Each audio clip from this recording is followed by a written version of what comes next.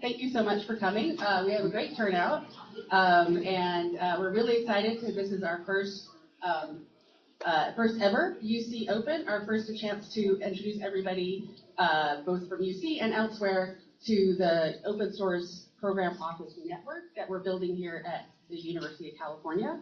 And we'll hope for the next couple of days that you'll get a chance to see some of this cool stuff that we're trying to do, meet some new people, build our open source community around the system as everybody slowly comes in. We weren't sure how many people were going to show up at any given moment, so I hope if there isn't enough space, feel free to spread out to those tables, and we can bring some extra chairs in as well, so we do have extra space over there. So welcome. I am Stephanie Luigi. I am at UC Santa Cruz. I'm the executive director at the Center for Research in Open Source Software, and I'm also leading our effort with regards to the open source program office on our campus. First off, who we are quickly, so that you know why you're here. I'm going to have, in a second, everybody who's everybody who's part of the network stand up. I'm going to give you a second to get ready.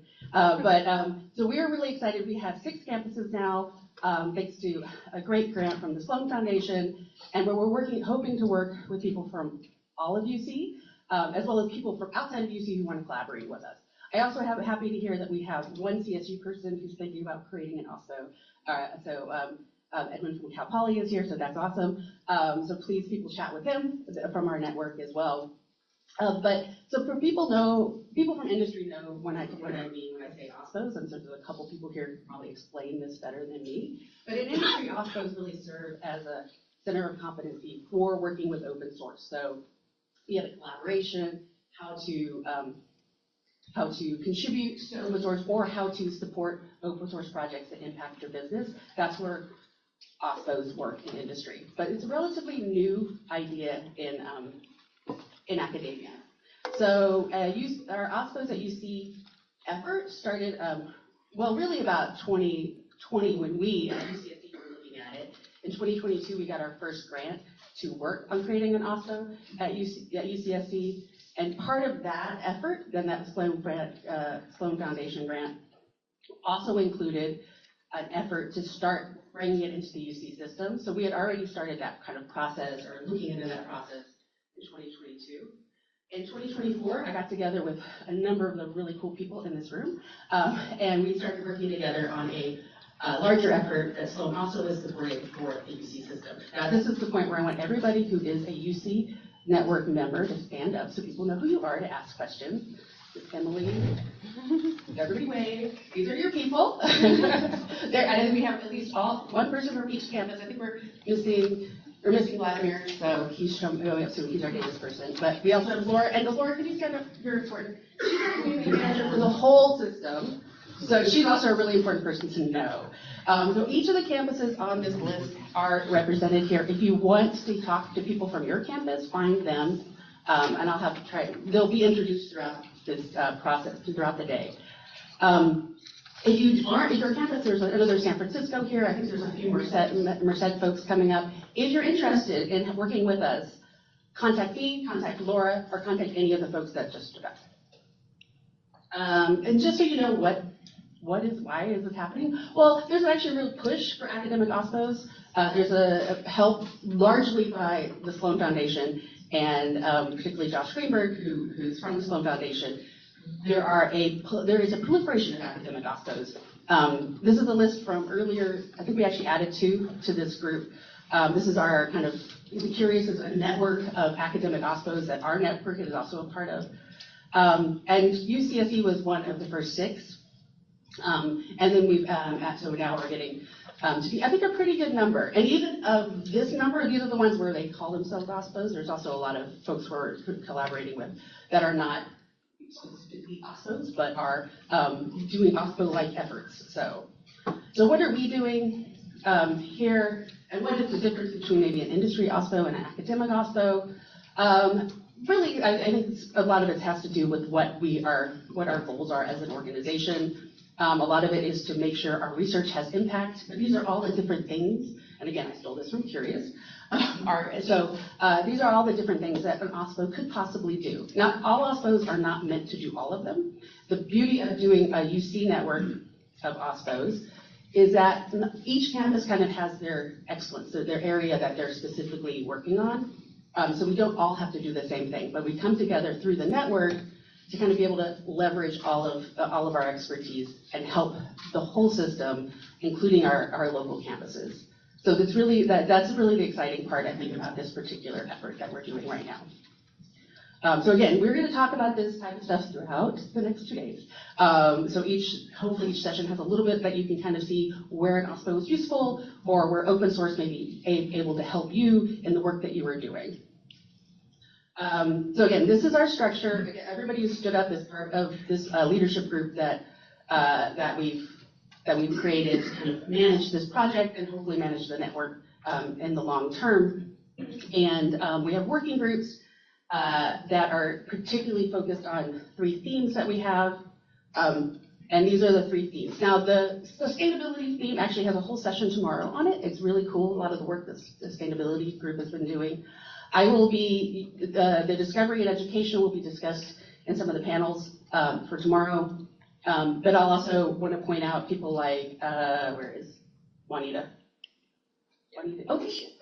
Juanita is working as a big help in our discovery where we're actually trying to find all of the open source in UC and everybody that's working in open source in UC so that we can figure out the best way to support them and I'll just show the impact and the value of open source to our system, our education folks. Emily, and by the way, there's more than just her working on the discovery, but she's the one that's working on the specific tool that we're using. Juanita is. Emily, Tim, raise your hand. Emily, Tim, and Todd. Tim's way over there, Todd's over there. If you're interested in education related, so hackathons, training and open source, course materials, you name it, those 3 are the ones that are part of our working group, and again, we'll be highlighting some of their work later. And sustainability, like I said, has a whole session on it. So what we want to do as a community, I want to speed up so I know where we're going, but a lot of what we're trying to do is get collaboration with our campus communities, identify who our partners can be, who the stakeholders we can help are, and looking for the wider community, so not just within the campuses, but also with the communities that we are centered in, so it could make it and also pushing it to be more of a statewide activity. And lastly, I just wanted to highlight that what I'm really welcoming all of the folks from industry who are here, because I think that we have discovered, at least at UCSC, and I'll talk about that a little bit in the next panel, that we have worked a lot with industry in the open source setting, and I want to thank for particularly we can see with the great support we've had from like Red Hat and GitHub and other industry, particularly for this session, for this event. And again, this is the schedule for today, and with that, I'm going to move it to the welcoming remarks by our dean. And I want to thank everyone from Baskin Engineering in particular. So we have our sponsors who have come in just for this event, but Baskin has been really the heart of the work that we're doing. And this is a great facility that it's part of UCSC in general, but Baskin is a really big part of this particular facility here in Silicon Valley. So I want to really thank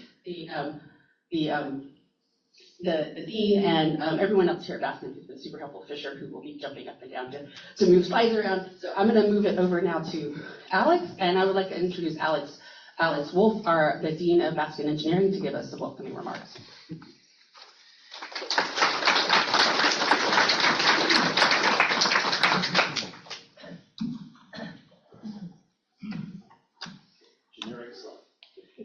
Thank you, Stephanie, and welcome everyone here. I'm sorry that kind of the center of speaking gravity is over here, and there's so many people over there. But I see you. You are seen. So welcome to this great event. Welcome to UC Santa Cruz. Welcome to the Silicon Valley campus, where we some of you may not know that we have faculty. We have PhD students, we have postdocs, we have graduate programs here, resident here from Baskin Engineering on 2 floors. I invite you to visit sometime. But I am a computer science professor as well, and so this is my community. You're my people. I understand you, and that's not always the case when I give a welcome address at an engineering event. But so this one feels particularly good. Open source has always been kind of in my mind, and an experience that I've gone through in my career. I will reveal that I got my PhD in 1985, 40 years ago, so that places me in a particular era of that world. But my personal story about it is that I was very much of an open source skeptic. I was a long-time DARPA contractor as a professor, and the struggle in DARPA was always this, the hardware-software battle. They had this mistaken impression that a fighter jet was anything more than a flying computer, right? That's what it is. It's a flying computer. And they didn't understand that. And so to get money to support the software development process was always this huge struggle. And then this thing called open source came along that said, software is free. It's open. People are contributing to it voluntarily. And what it did was it gave people the impression that software actually had no value. And I bought into that misconception myself because I was engaged in this struggle. So it took a while for me to realize that actually it has incredible value. And that it has an ecosystem which is in the world, which is unique in how it develops new ideas and puts those ideas into practice. So it's been a journey for me. I'll also mention that when something's successful when people start stealing the word open, right? So when I was president of the ACM, it was the time when open access started. And then open science. And there I was in ACM struggling again with this open concept, which was saying, well, publication has no value. There's nothing to pay for. You shouldn't have to pay for it. The scientific results that we struggle to develop, they should be open. And there's, how do you value that, right? So there's a struggle there, and it's just continuing on and on and on. And it's so interesting to me. Anyway, I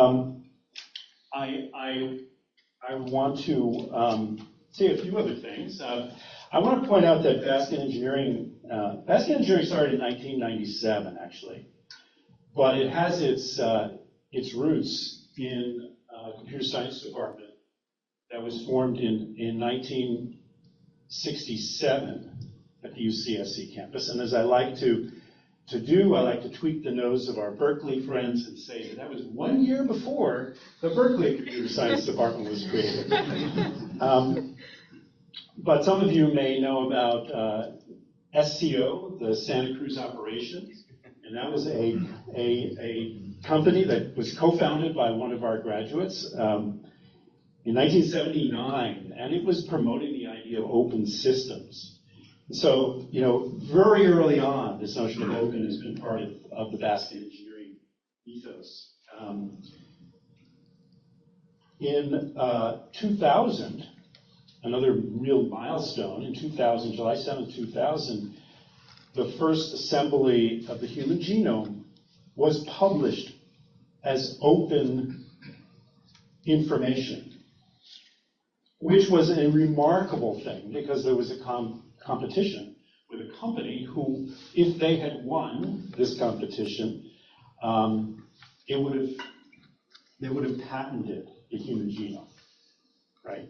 And it would have been a product that they owned for a certain period of time. And instead, by just a few days, the folks at David Hausler, Jim Kent, put it up online and developed something called the Genome Browser, which has been an open platform for sharing genomic data, which has supported science, incredible scientific discoveries.